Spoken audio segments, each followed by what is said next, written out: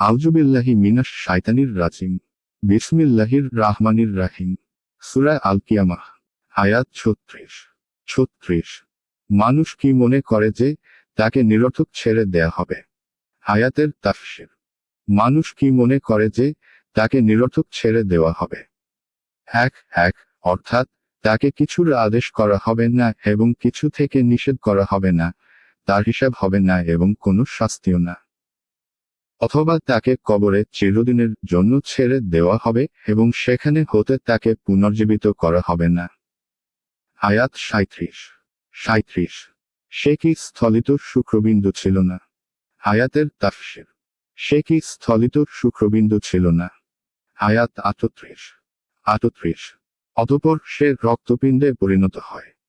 তারপর আল্লাহ তাকে আকৃতি দান করেন ও সুঠাম করেন। আয়াতের তাফসীর। অতঃপর সে রক্তপিণ্ডে পরিণত হয়। তারপর আল্লাহ তাকে সৃষ্টি করেন এবং সুঠাম বানান।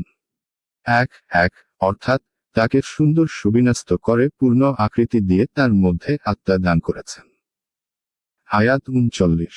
39 অতঃপর তিনি তা হতে সৃষ্টি করেন যুগল নর ও নারী। আয়াতের তাফসীর। অতঃপর তিনি তা হতে সৃষ্টি করেন জোড়া জোড়া নর ও নারী। আয়াত 40। 40 তবুও কি সেই স্রষ্টা মৃতকে পুনর্জীবিত করতে সক্ষম নন? আয়াতের তাফসীর। সেই স্রষ্টা কি মৃতকে পুনর্জীবিত করতে সক্ষম নন? এক এক অর্থাৎ যে আল্লাহ মানুষকে পর্যায়ক্রমে বিভিন্ন অবস্থার উপর অতিক্রম করিয়ে সৃষ্টি করেছেন তিনি কি মৃত্যুর পর পুনরায় তাকে জীবিত করতে সক্ষম নন?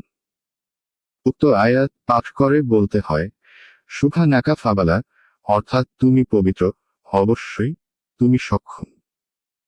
আবু দাউদ 883, 884 নং, বাইহাকি।